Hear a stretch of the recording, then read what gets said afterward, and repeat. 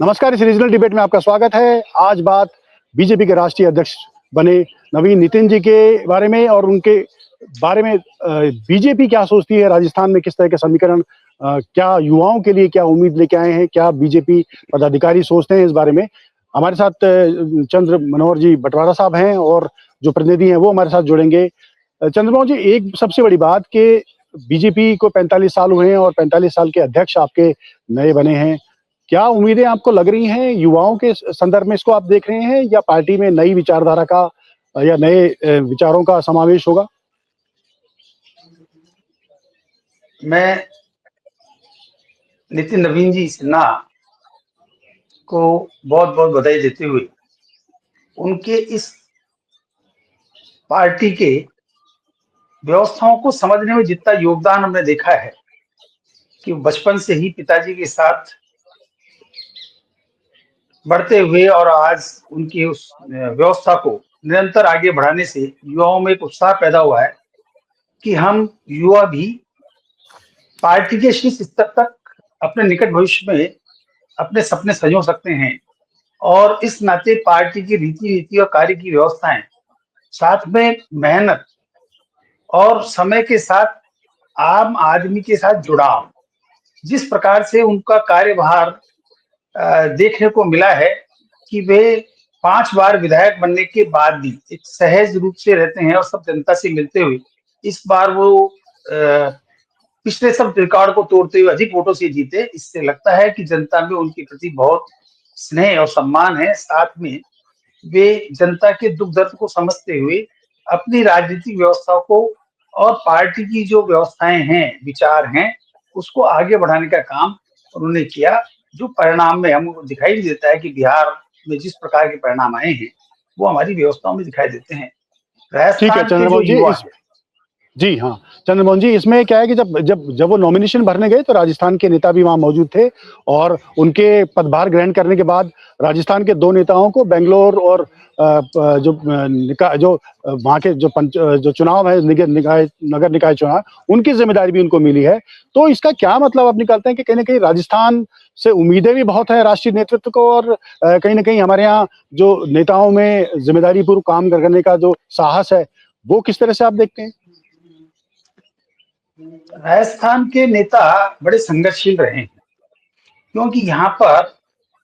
जो सत्ता है वो सत्ता में परिवर्तन से संघर्ष निरंतर जारी रहता है। और इसीलिए यहाँ पर देखते हैं हम ओम जी माथुर, जो यहाँ पर संगठन मंत्री रहे और उन्होंने निरंतर संघर्ष करते हुए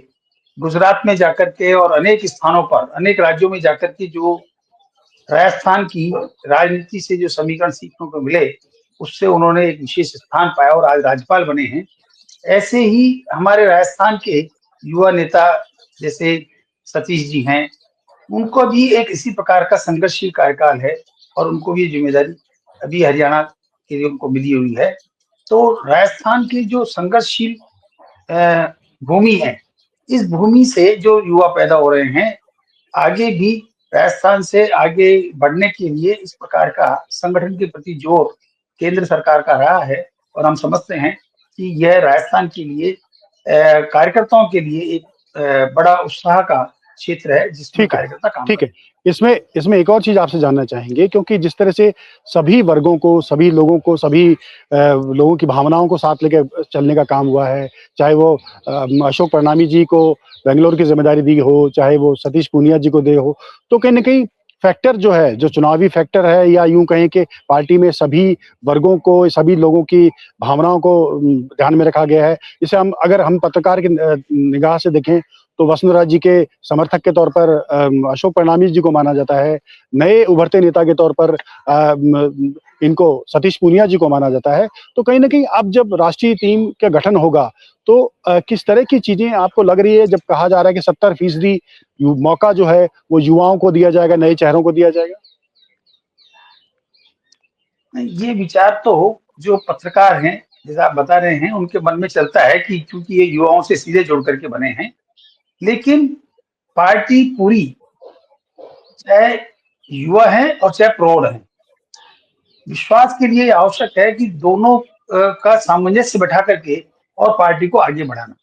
क्योंकि पार्टी की जो रीति नीति है उसको देख करके उसकी जो व्यवस्थाएं हैं उसका जो विचार है उस विचार का मंथन करते हुए उन लोगों के साथ लेकर के आज वो नई उसमें प्रवेश करना है, नए अपने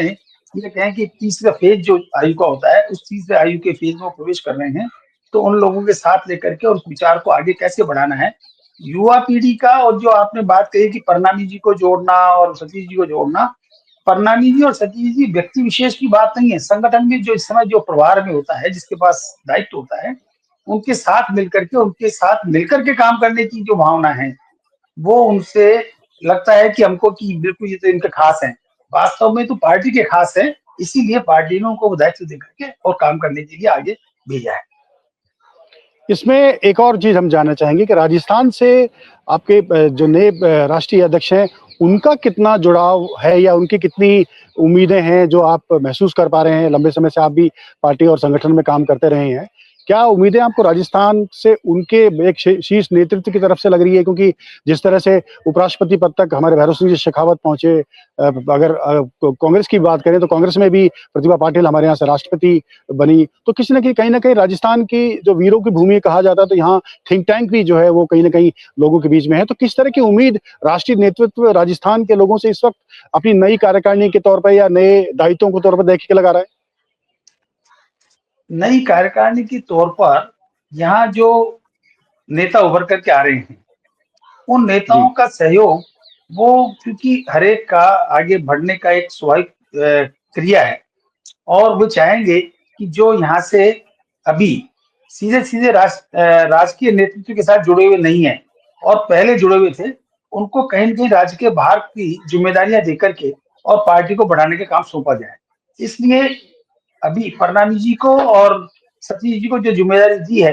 वो पिछले कार्यकाल में तो उनके पास राजस्थान की दायित्व था, लेकिन इस कार्यकाल में नहीं है। इसलिए उनको अलग क्षेत्रों का दायित्व दिया। ऐसे बहुत सारे कार्यकर्ता हैं, उनको भी इस प्रकार की ज़िम्मेदारी देकर के और देश में पार्टी के वर्चस्व को बढ़ाने का काम सौंपा जा सकता है। आपको और किस तरह की चीज़ों को देखकर लग रहा है कि जब अब नई ऊर्जा के साथ नए अध्यक्ष आए हैं, तो राजस्थान में भी कुछ संगठन में कुछ या सरकार में जो पॉलिटिकल नियुक्तियाँ हैं, उनको लेकर भी कुछ जो नई चीज़ें हैं या नए सिरे से विचार होगा या किस तरह की संभावनाएँ राजस्थान में आप देख रहे हैं? नितिन नवीन जी ने शहरी विकास के लिए बहुत सारे पदों पर रह करके मंत्री में पद पर रहे हैं। उससे लगता है कि जो शहर का नंबर आ रहा है पूरे हिंदुस्तान में, वो हम पिछड़ते हुए रहते हैं। अब उनके माध्यम से जो हमारा डेवलपमेंट के लिए जिया कुमारी जी को विशेष रूप से एक जिम्मेदारी देकर के सौंपा हुआ है कि शहर जयपुर शहर का पर्टिकुलर विकास किस प्रकार से होगा, ऐसे जो पर्यटन के केंद्र है उनका विकास किस प्रकार से होगा। राजस्थान वास्तव में पर्यटन के क्षेत्र में बड़ा उन्नतिशील क्षेत्र है। यदि हम इसको उनका सहयोग लेंगे तो राजस्थान पर्यटन का एक महत्वपूर्ण केंद्र स्थापित होने में इस बार हमको सहयोग मिलेगा, ऐसा मैं उम्मीद करता हूँ। और साथ में स्वच्छता के लिए भी जयपुर शहर अपने आप में नंबर 1 की ओर आगे बढ़ने का प्रयास किया जा सकता है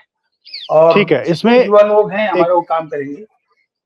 ठीक है, इसमें एक हाँ, और बताइए। संकेत जो साफ तौर पर हमें देखने को मिलता है कि दक्षिण भारत में जिस तरह से बीजेपी अपनी स्थिति मजबूत कर रही है या यूँ कहें कि उम्मीदें जो हैं उसको लेकर कहीं न कहीं जो स्थानीय निकाय चुनावों को लेकर ही जो तैयारियाँ हैं वो साफ तौर पर उनके सीट पदभार सँभालते ही देखनी पड़ी। हमारे यहाँ राजस्थान में आदिवासी बेल्ट में भी कहीं न कहीं काम करने की जो बीजेपी आवश्यकता है संगठन की है, वो काफ़ी दिनों से महसूस की जा रही है और कई नेताओं के जो कांग्रेस से आए थे वो भी बीजेपी छोड़कर वापस कांग्रेस में जाने की तैयारी में हैं। तो कहीं न कहीं जो मूल वोट बैंक बीजेपी का नहीं है, उसमें भी विश्वास दोबारा से जागृत करना या विश्वास बनाए रखना, चाहे वो पंचायत चुनाव के आने वाले भविष्य में मद्देनज़र देखा जाए या जो शहरी निकाय के चुनाव हैं, उनको लेकर देखा जाए। क्या आपको लगता है कि इस पर भी रणनीति पर भी काम होना चाहिए? इस पर जो हमारा मौलिक रूप से काम है, वनवासी क्षेत्रों में जितना भी काम है, जितने भी पहाड़ी क्षेत्र जितने भी हैं, इनके लिए संगठनात्मक रूप से विशेष कार्य योजनाएँ रहती हैं और हमारा मूल काम है वैचारिक आधार पर डेवलपमेंट करना। उनकी जो दैनिक आवश्यकता है, उसकी पूर्ति के साथ पहले-पहले बहुत ज़्यादा स्वार्थवश व्यवस्थाएँ स्थापित करके लोगों को प्रलोभन दे करके उन व्यवस्था को जोड़े रखा। वे लोग कहीं न कहीं जुड़ाव महसूस करने के कारण से वो ऐसा करते हैं, लेकिन वास्तव में उनका जो आज उनके सांस्कृतिक मूल्यों को वापस जागृत किया है, उसके बाद एक बड़ी संख्या में कार्यकर्ता हमारे में तैयार हैं और हम निश्चित रूप से ये मान के चलते हैं कि आगे आने वाले समय में अगला जो 5 वर्ष का कार्यकाल होगा, उस 5 वर्ष के अंदर हम बहुत मजबूत स्थिति में उन क्षेत्रों में भी खड़े हो जाएंगे। ठीक है, आपका बहुत-बहुत शुक्रिया चंद्रमोहन जी। और हमारे साथ और भी गेस्ट जुड़ने वाले थे, लेकिन शायद तकनीकी कारणों से वो जुड़ नहीं पाए। हम फिर शामिल होंगे एक नए विषय के साथ अगली डिबेट में। तब तक आप देखते रहिए इंडिया डेली, राजस्थान डिजिटल।